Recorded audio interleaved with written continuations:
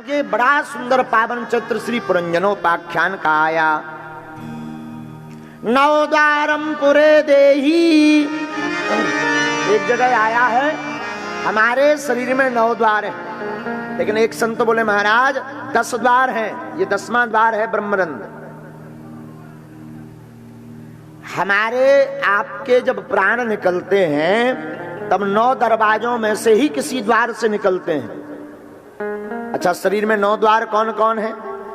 2 कान, 2 आंखें, 4, 2 नासिका सो 6, 1 मुख सो 7 और 2 मल द्वार। अब विचित्रता देखना जरा, शरीर के प्रेमी जरा विचित्रता देखना, जिन्हें तन बड़ा प्रिय है। हम जिस तन से प्रेम करते हैं, आप इन 9 द्वारों में किसी भी द्वार का मनन करना, सबसे नरक ही निकलता है। आंखों से, मुख से प्रातः काल इतनी दुर्गंध आती है कि खुद को अपने आप से शर्म लगने लगती। कान से, नासिका से, चक्षु से, मल द्वार तो ठीक ही है, लेकिन हम लोग इतने कम बुद्धि के हैं कि इसी नरकीय तन के पीछे पड़े रहते हैं, इसी में अपनी आसक्ति करके अपना समय व्यर्थ गवाते हैं। पागलो, पढ़ना ही है, परम शाश्वत भगवान नंद नंदन यशोदानंद के चरणों के चक्कर में पढ़ो, जो परम शाश्वत है। तन के चक्कर में क्या पढ़ना। तन पर बड़ा प्यारा भाव पुरंजनोपाख्यान में आया। मैत्रेय मुनि कहते हैं, हे विदुर जी, एक राजा थे प्राचीन बरही, यज्ञ कर रहे थे, लेकिन यज्ञ में वो पशुओं की बलि देते थे। देखो, किसी काल में किसी व्यवस्था को ठीक करने के लिए पशुओं की बलि की वर्णन आया है, पर इसका अर्थ यह नहीं है कि आप जो है एकदम पशुओं की बलि दो। उसके उपाय भी आचार्यों ने बताए। पशुओं की बलि देने की बजाय नारियल की बलि, कुमड़ा की बलि, नींबू की बलि आदि आदि विधान बतलाए हैं। लेकिन राजा एकदम पशुओं की बलि देवे। 9 द्वारम पुरे देही, हमारे तन में 9 दरवाजे हैं, और हमने कल भी सावधान किया था, आज पुनः करते। भगवान ने आंखें हमें संत दर्शन के लिए दी, मुख हमें भगवान ने गोविंद गीत गाने के लिए दी, कान हमारे ठाकुर जी ने हमें कथा सुनने के लिए दिए हैं। इनका सदुपयोग करो। 2 मित्र थे। प्राचीन बरही नाम का राजा जब पशुओं की बलि देने लगा तो नारद जी आए। राजन ऊपर देखो। ऊपर देखा तो जिन पशुओं को मारा तो वो बड़ी बड़ी आंखें निकाल कर खड़े ऊपर, कि कब ये राजा मरे, कब बदला ले। डर गए राजा, महाराज ये क्या है? नारद जी बोले, भैया जिनको तुमने मारा ये वही तुम्हारा इंतजार कर रहे हैं। हो चौंक गए। महाराज कोई उपाय? बोले पहले कथा सुन। 2 मित्र थे, एक का नाम था पुरंजन, एक का नाम था अभिज्ञात। दोनों बड़े शाश्वत मित्र। ध्यान से सुनना, इतनी घनिष्ठ मित्रता है दोनों की कि दोनों एक दूसरे के बिना रह नहीं पाते। एक दिन पुरंजन बोला, भैया बहुत दिन हो गए, घूमने का मन कर रहा है, चलोगे क्या? अभिज्ञात ने कहा, भाई हम तो नहीं जाएंगे, तुम्हें जाना है तो जा सकते हो। पुरंजन चला घूमने। लाखों शहर पुरंजन घूमा। पुरंजन निकला, लाखों शहर घूम डाले, पर कहीं उसका मन नहीं लगा। लेकिन अचानक उसे 9 दरवाजों का एक नगर दिखाई पड़ा, और जैसे ही 9 दरवाजों के उस नगर में प्रवेश हुआ पुरंजन, उसे बड़ा अच्छा लगा। बड़ा सुंदर शहर था, 9 दरवाजे वाला। भीतर घुस गया। जैसे ही भीतर प्रवेश किया तो सामने देखता है एक सुंदर कन्या खड़ी हुई है। उस कन्या के निकट जाकर के पुरंजन नमस्कार करने लगा। देवी जी नमस्कार, कैसी हो आप? हम तो बढ़िया हैं। आप सुनाओ, आप कैसे हो? हम भी बढ़िया हैं। देवी जी बुरा ना माने तो मैं एक बात पूछूं? हाँ हाँ पूछिए। क्या मैं आपका परिचय जान सकता हूं? हाँ सुनिए। देखो भाई, मैं इस शहर की मालकिन हूं। हमारी इच्छा के बिना इस शहर में पत्ता भी नहीं हिलता। सब हमारी आज्ञा का पालन करते हैं। ये हमारा सेनापति है जो सैनिकों को संभालता है, दिन रात रखवाली करता है। 5 फन वाला एक सेनापति है। हमें अपने माता पिता का तो पता नहीं है। मैं अकेली ही इस शहर में राज्य करती हूं। पुरंजन बड़ा प्रसन्न हुआ। देवी जी आप बड़ी अच्छी हैं। अगर आपकी इच्छा हो तो हम आपके साथ विवाह करना चाहते हैं। दोनों की आंखें लड़ गईं और मंदिर में जाकर दोनों ने विवाह कर लिया। अब पुरंजन की वह स्त्री हो गई पुरंजनी। लेकिन पुरंजन उस कन्या से इतना प्रेम करने लगा, इतना प्रेम करने लगा। पुरंजनी रोवे तो पुरंजन रोवे, पुरंजनी गावे तो पुरंजन गावे, पुरंजनी नाचे तो पुरंजन नाचे, पुरंजनी खावे तो पुरंजन खावे। इतना प्रेम करने लगा। लेकिन रुको, जैसा जैसा पुरंजनी करती वैसा वैसा जो है पुरंजन करता। लेकिन एक दिन की बात है कि एक कुरूप कन्या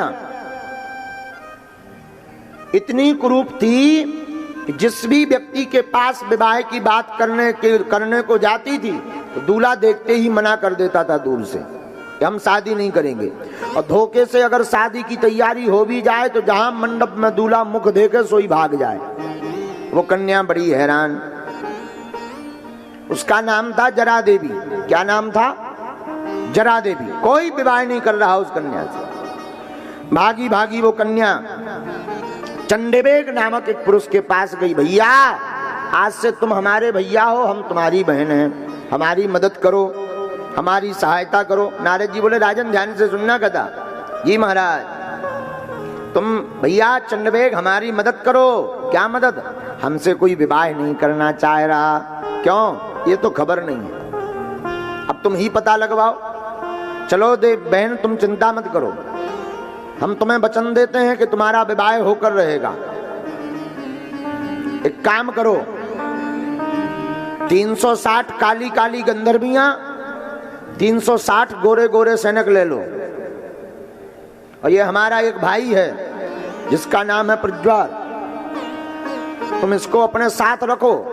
जिस पुरुष पर तुम्हारी दृष्टि पड़े, जो पुरुष तुमको प्रिय लगे, उस पर उंगली कर देना, उसी के साथ विवाह हो जाएगा।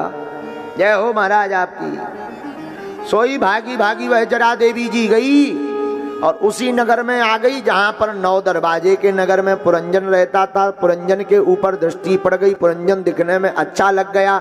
जरा देवी ने कहा हम विवाह करेंगे तो इसी पुरुष के साथ करेंगे। अब पुरंजन से बात की गई, भाई ब्याह करोगे? बोले हमारा तो पहले ही हो चुका। जबरदस्ती पकड़वा लिया 360 काली काली गंधर्वियों ने, 360 गोरे गोरे सैनिकों ने। प्रज्वार नाम का जो चंडबेग का भाई था, प्रज्वारोयम मम भ्राता त्वम चा में भगनी भव, तुम हमारी बहन हो। जो प्रज्वार नाम का भाई था उसके द्वारा पकड़ लिया गया। अब पुरंजन से कहा देखो भाई तुम्हें विवाह तो करना पड़ेगा, अगर ना करें तो प्राण दे दो, पर विवाह तो करना पड़ेगा। पुरंजन मन में सोचने लगा कि अगर हमने इसके साथ विवाह कर लिया तो पुरंजनी तो बेचारी मर जाएगी हमारे बिना। और यही विचार करते करते करते, स्त्री का चिंतन करते करते जो है पुरंजन ने अपने प्राणों को त्याग दिया। और शास्त्र कहते हैं भैया अंते यामती सागति, आप अंत में जिसका चिंतन करते करते मरोगे आपका दूसरा जन्म भी वैसा ही होगा। इसलिए हमारा निवेदन है, संत महात्मा क्यों राम नाम के लिए कहते भैया पर पल राम जपो, सीताराम जपो, सीताराम कहो हर पल। बोले क्यों? बोले ना जाने कब श्वास छूट जाए, कम से कम राम राम कहते श्वास छूटेगी तो भक्त तो बन करके प्रकट होगे। पुरंजन स्त्री का चिंतन करते करते मरा तो दूसरा जन्म उसका स्त्री का हुआ। आहा हा, दूसरे जन्म में जब वो स्त्री बना तो एक ब्राह्मण के घर पर सुंदर कन्या बना। उस ब्राह्मण की कन्या के रूप को देखकर एक राजा का मन आ गया। राजा ने उस कन्या से विवाह कर लिया।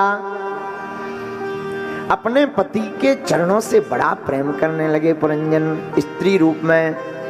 लेकिन एक बार दुर्भाग्य के कारण पति भी मर गया तो पति का शरीर लेकर के सती होने के लिए गई। और जैसे ही गई तब तक पुरंजन के मित्र अभिज्ञात को याद आया, हमारा मित्र घूमने निकला था, आज तक नहीं मिला, आज तक नहीं लौटा।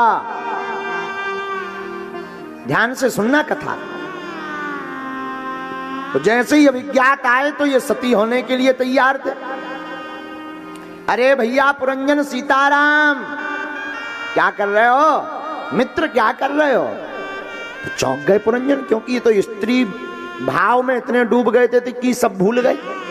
भैया कौन मित्र? ये झूठा आरोप क्यों लगाते? हम आपके कहां से मित्र लगे? अरे हमारे तो एक ही मित्र थे, हमारे स्वामी जी, हमारे पति देव, उनका शरीर पूर्ण हो गया है, आप मित्र क्यों बताते हो? तब कान में जाकर पूरा रहस्य बताया, भैया तुम ये स्त्री बनने का नाटक बंद करो, तुम कोई स्त्री विस्त्री नहीं हो, तुम हमारे परम मित्र पुरंजन हो। जब पूरी बात याद करवाई तब समझ में आई। नारद जी बोले, कौ राजा कथा समझ में आई? बोले महाराज 1% नहीं आई। अच्छा तो अब समझो, पुरंजन कौन है? पुरंजन है जीवात्मा। अभिज्ञात कौन है? अभिज्ञात है परमात्मा। तो एक दिन जीवात्मा यानी हम आपने, जीव ने भगवान से कहा, भगवान चलो घूमने चलें। भगवान बोले हमें नहीं जाना, तुम्हें जाना हो तो जाओ। पुरंजन लाखों शहर गया। वो लाखों शहर क्या है? वो लाखों शहर हैं 84 लाख योनियां। लेकिन उसे अच्छा नहीं लगा। 9 द्वार के नगर में अच्छा लगा। वो 9 द्वार का नगर कौन है? 9 द्वारम पुरे देही। वो वह 9 दरवाजे का नगर है हमारा आपका शरीर, मानव शरीर, जिसमें 9 दरवाजे हैं। इसमें बड़ा अच्छा लगा पुरंजन को, जीवात्मा को। जब जीवात्मा भीतर आई तो जब पुरंजन अंदर गया तब एक सुंदर कन्या मिली थी। वो कौन है भैया? वो है बुद्धि देवी। वो कोई और नहीं है, वो सुंदर कन्या है बुद्धि देवी। अच्छा एक सेनापति था 5 फन वाला, वो कौन है? वो है पंच प्राण, प्राण अपान समान व्यान उदान। ये पंच प्राण ही 5 फन का सेनापति है। अच्छा 10 सैनिक थे। वो 10 सैनिक कौन है? 5 कर्म इंद्रियां, 5 ज्ञान इंद्रियां, यही 10 सैनिक हैं। ओहो, अच्छा हाँ। अब भैया हमारी यह जीवात्मा बुद्धि देवी से विवाह कर लेता है। जैसा जैसा बुद्धि देवी कहती है वैसा वैसा ये शरीर करने लगता है, ये जीव करने लगता है। जैसे भागवत में उस वक्त आया था, पुरंजनी रोवे तो पुरंजन रोवे, पुरंजनी गावे तो पुरंजन गावे, पुरंजनी नाचे तो पुरंजन नाचे। ऐसे ही बुद्धि देवी कहती है चलो भाई बागेश्वर महाराज जी की कथा हो रही, चलो सुनावे। सोई कथा में आ गए। बुद्धि देवी ने कहा देखो भैया महाराज बढ़िया भजन गा रहे, चलो ठुमका लगा ले। में सोई नाचने लगते हो। बुद्धि देवी ने कहा वाह सब बैठे हैं, हम नाच रहे, लोग क्या कहेंगे, चलो बैठ जाओ। सोई हम बैठ जाते हैं। जैसा जैसा बुद्धि देवी कहती है वैसा वैसा ये जीव करता है। लेकिन भैया ये जरा देवी कौन है? जरा का अर्थ होता है बुढ़ापा। क्या होता है?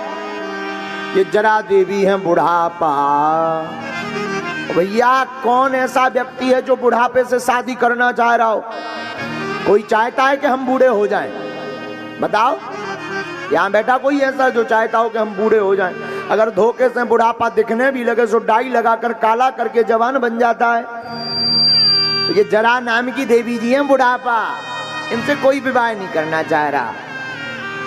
लेकिन ये चंडवेग कौन था?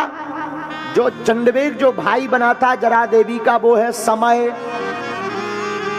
360 काली काली गंधर्वियां कौन है? वो है रातें, रात्रि। और 360 गोरे गोरे सैनिक कौन है? वह है दिन।